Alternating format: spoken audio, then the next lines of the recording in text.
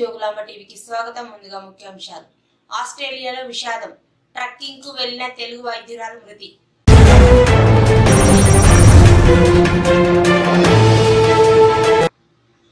జితేందర్ రెడ్డి కోసం MLA seat వదులుకున్నా, ఇప్పుడు parliament seat నాదే అంటున్న డీకే అరుణ.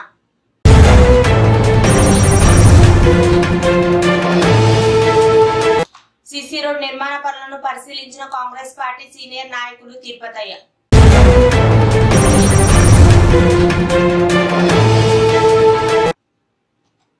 కంజిరంగ నేషనల్ పార్క్ లో ఏనుగు సఫారీ చేసిన ప్రధాని మోదీ.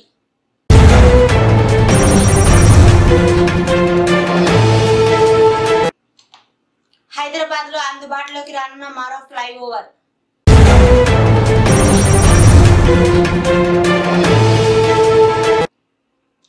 అచ్చంపేట ప్రభుత్వ ఆసుపత్రిలో అపెండిక్స్ సర్జరీ చేసిన అచ్చంపేట ఎమ్మెల్యే డాక్టర్ చిక్కుడు వంశీకృష్ణ.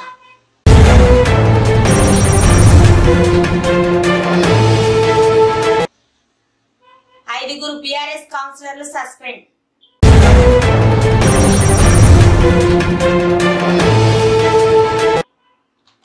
శనివారం శివపార్వతుల కళ్యాణంలో పాల్గొన్న జెడ్పీ చైర్పర్సన్ సరిత తిరుపతయ్య.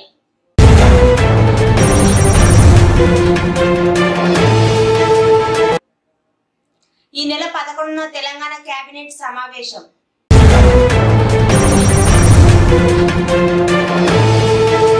విద్యాస్థాయి నుంచి ఎదిగిన వంశీచంద్ర రెడ్డికి టికెట్ ఇవ్వడం సంతోషంగా ఉంది. వచ్చే పార్లమెంట్ ఎన్నికల్లో కాంగ్రెస్ దే అధికారం. జాతీయ కాంగ్రెస్ కేకేసీ దరూర్ మండల అధ్యక్షుడు సి రాముడు.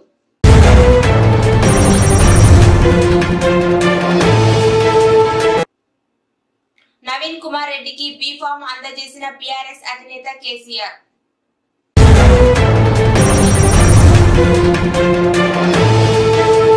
ఎల్ఆర్ఎస్ ను ఎలాంటి ఛార్జీలు లేకుండా అమలు చేయాలని ముఖ్యమంత్రి రేవంత్ రెడ్డికి లేఖ రాసిన బీఆర్ఎస్ వర్కింగ్ ప్రెసిడెంట్ కేటీఆర్.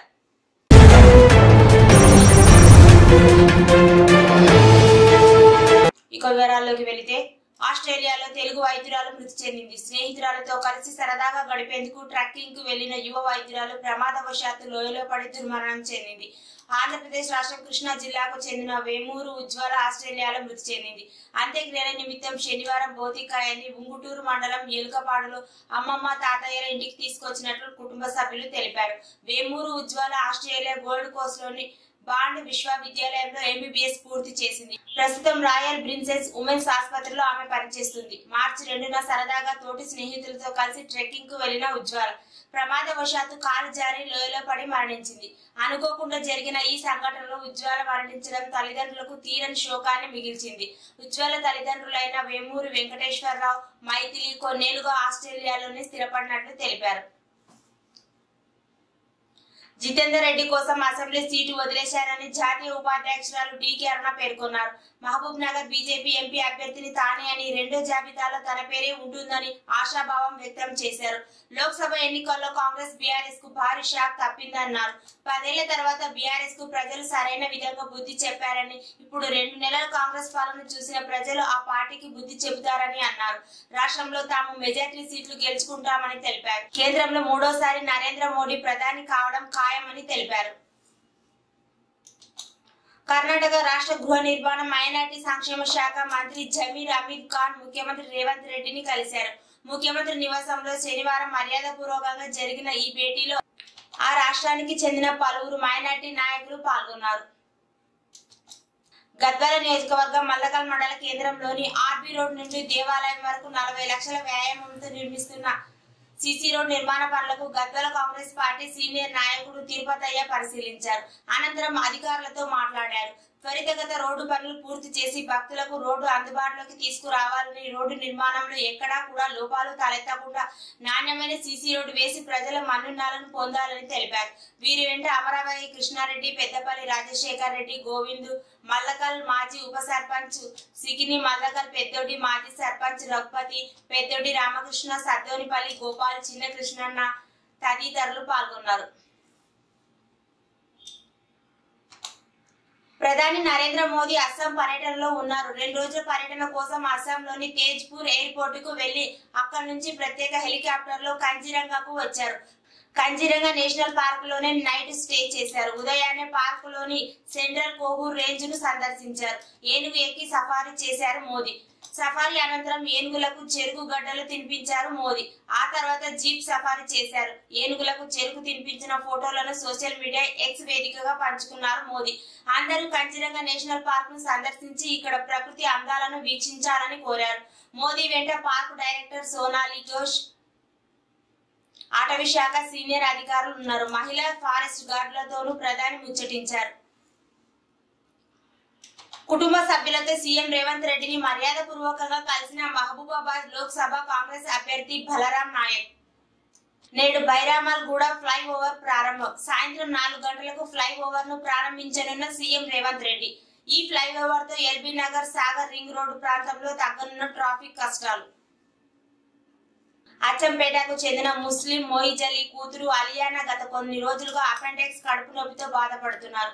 నిరుపేద కుటుంబానికి చెందిన మొయిజల కూతురుకు స్థానిక అచ్చంపేట ప్రభుత్వ ఆసుపత్రిలో అపెండిక్స్ ఆపరేషన్ చేయడం జరిగింది. పేద ప్రజల ఆర్థిక స్తోమత లేక ప్రైవేట్ హాస్పిటల్ కు వెళ్లలేని పరిస్థితిలోనూ స్థానిక ఎమ్మెల్యే డాక్టర్ వంశీకృష్ణ గతంలో కూడా సర్జరీలు చేయడం జరిగింది. వంశీకృష్ణకు ధన్యవాదాలు తెలిపారు. లోక్సభ ఎన్నికల్లో ప్రత్యేకించి యూపీలో బీఎస్పీ ఒంటరిగా పోటీ చేయనుందని ఆ పార్టీ అధ్యక్షురాలు మాయావతి వెల్లడించారు. దీనిపై శనివారం ట్విట్టర్ వేదిక చేశారు. తాము ఏదైనా రాజకీయ కూటమి లేదా థర్డ్ ఫ్రంట్ లో చేరుతామని వదంతులు వ్యాపిస్తున్నాయన్నారు. తప్పుదోవ పట్టించే ఇలాంటి వాటి పట్ల ప్రజలు అప్రమత్తంగా ఉండాలన్నారు. బహుజన వర్గాల ప్రయోజనాలను దృష్టిలో ఉంచుకొని ఒంటరిగా ఎన్నికల్లో పోటీ చేయాలని బీఎస్పీ నిర్ణయించిందన్నారు. వేములవాడ మున్సిపల్ కార్యాలయంలో ఈ నెల మార్చి 7వ తేదీన జరిగిన వైస్ చైర్మన్ ఎన్నికల్లో బీఆర్ఎస్ పార్టీ ప్రకటించిన వైస్ చైర్మన్ అభ్యర్థి మారం కుమార్ కు వ్యతిరేకంగా ఓటు వేసి బాధ్యత రహితంగా ప్రవర్తించిన 5 కౌన్సిలర్లను సస్పెండ్ చేస్తూ పార్టీ ఆదేశాల మేరకు జిల్లా పార్టీ అధ్యక్షులు తోట ఆగయ్య పత్రికా ప్రకటన విడుదల చేశారు. ఇందులో 2 మిద్దెల జయ 2వ వార్డు, యాచమనేని శ్రీనివాసరావు 11వ వార్డు, జడల లక్ష్మి 5వ వార్డు, మధు రాజేందర్ శర్మ 23వ వార్డు, ముప్పిడి సునంద్ 26వ వార్డులను పార్టీ నుండి సస్పెండ్ చేశారు. మిగతా వారిపై క్రమశిక్షణ చర్యలు తీసుకుంటామని ఆయన తెలిపారు. మక్తల్ అసెంబ్లీ నియోజకవర్గం ఆత్మకూరు రూరల్ మండలం నందిమలలో కబడ్డీ యూత్ అసోసియేషనల్ వారు ఏర్పాటు చేసిన కబడ్డీ కోర్టును రిబ్బన్ కట్ చేసి అనంతరం ఓపెన్ టూర్ ఆల్ కబడ్డీ పోటీలను బీజేపీ నాయకులు శాంతకుమార్ ప్రారంభించారు.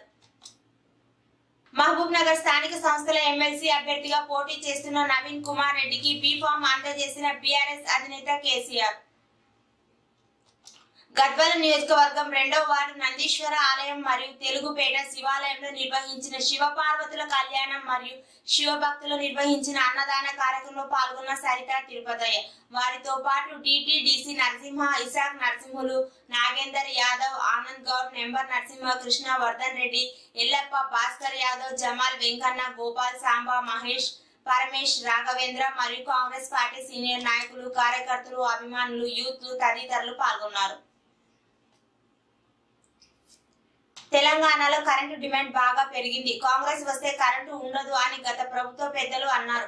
2022 డిసెంబర్లో 200 మిలియన్ల యూనిట్లు వాడితే 2023 డిసెంబర్లో 207.7 మిలియన్ యూనిట్లు సరఫరా చేస్తున్నాం. గత ప్రభుత్వం సరఫరా చేసిన దానికంటే ఎక్కువ కరెంటు డిసెంబర్ నుంచి సరఫరా చేస్తున్నామని, విద్యుత్ విషయంలో ఎలాంటి ఆటంకాలు రాకుండా చూసే బాధ్యత ప్రభుత్వానిది అని డిప్యూటీ సీఎం భట్టి విక్రమార్క పేర్కొన్నారు.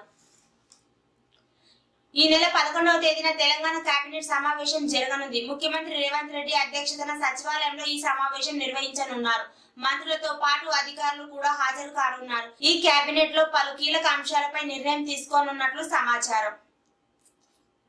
కాంగ్రెస్ పార్టీలో విద్యార్థి దశ నుండి అంచెలంచెలుగా ఎదిగిన చెల్లా వంశీచంద్ర రెడ్డికి మహబూబ్ నగర్ ఎంపీ టికెట్ ఇవ్వడం సంతోషంగా ఉందని జాతీయ కాంగ్రెస్ కేకేసీ దరూర్ మండల అధ్యక్షులు సి రాముడు అన్నారు. శనివారం ఆయన మీడియా సమావేశంలో మాట్లాడారు.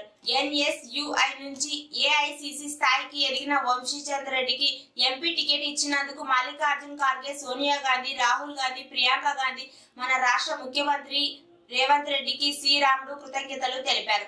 10 ఏళ్లలో కేంద్రంలో బీజేపీ ప్రభుత్వం యువతను అన్ని విధాలుగా మోసం చేసిందన్నారు. ఏడాదికి 2 కోట్లు అంటూ మోదీ ప్రభుత్వం యువతను మభ్యపెట్టిందన్నారు. బడుగు బలహీన వర్గాల సంక్షేమం కాంగ్రెస్ పార్టీతోనే సాధ్యమవుతోందన్నారు. తెలంగాణలో కాంగ్రెస్ ప్రభుత్వం ఉందని, రానున్న పార్లమెంట్ ఎన్నికల్లో వంశీచంద్ రెడ్డిని ఎంపీగా గెలిపిస్తే కేంద్రం నుంచి ఎక్కువ నిధులు తెచ్చి పాలమూరు అభివృద్ధికి అవకాశం ఏర్పడుతుందన్నారు. ఎంపీ ఎన్నికల్లో వంశీచంద్ రెడ్డి గెలుపు కోసం కాంగ్రెస్ కేకేసీ ముందుండి పనిచేస్తుందన్నారు. ఈ సమావేశంలో కాంగ్రెస్ పార్టీ నాయకులు, కార్యకర్తలు తదితరులు పాల్గొన్నారు. మహబూబ్ నగర్ స్థానిక సంస్థల ఎమ్మెల్సీ అభ్యర్థిగా పోటీ చేస్తున్న షాద్ నగర్ కు చెందిన నాగర్కుంట నవీన్ కుమార్ రెడ్డికి బీఫామ్ అందజేసిన బీఆర్ఎస్ అధినేత కేసీఆర్. ఈ సందర్భంగా స్థానిక సంస్థల ఎన్నికల్లో టీఆర్ఎస్ పార్టీ విజయం సాధించిందని ఆకాంక్షించారు. నవీన్ కుమార్ రెడ్డికి మాజీ ముఖ్యమంత్రి కేసీఆర్ ఆల్ ద బెస్ట్ చెప్పారు. ఈ కార్యక్రమంలో గద్వాల ఎమ్మెల్యే బండకృష్ణ మోహన్ రెడ్డి, మాజీ మంత్రి శ్రీనివాస్ గౌడ్, రావుల చంద్రశేఖర్ రెడ్డి తదితరులు పాల్గొన్నారు. ఎల్ఆర్ఎస్ ను ఎలాంటి ఛార్జీలు లేకుండా అమలు చేయాలని ముఖ్యమంత్రి రేవంత్ రెడ్డికి లేఖ రాసిన BRS working president KTR. Telangana రాష్ట్ర ప్రజలకు ఎన్నికల సందర్భంగా ఇచ్చిన హామీలను గౌరవిస్తూ ఎల్ఆర్ఎస్ పథకంలో ఎలాంటి ఛార్జీలు లేకుండా భూములు రెగ్యులైజేషన్ కు మార్గదర్శకాలను వెంటనే విడుదల చేయాలని మిమ్మల్ని కోరుతున్నామని అన్నారు. అధికారంలోకి వచ్చిన తర్వాత హామీలను అమలు చేస్తున్నామని పదే చెప్పుకుంటూ ప్రచారం చేసుకుంటున్న మీరు 25.44 లక్షల దరఖాస్తులను కుటుంబాలకు జరిగే లబ్ధిలను దృష్టిలో ఉంచుకొని వెంటనే ఉచిత ఎల్ఆర్ఎస్ మార్గదర్శకాలను విడుదల చేయాలన్నారు. అసెంబ్లీ ఎన్నికలకు ముందు కాంగ్రెస్ పార్టీ ప్రచారంలో భాగంగా ఎల్ఆర్ఎస్ గురించి మాట్లాడిన మాటలను మీరు ఒక్కసారి గుర్తుకు తెచ్చుకోండి.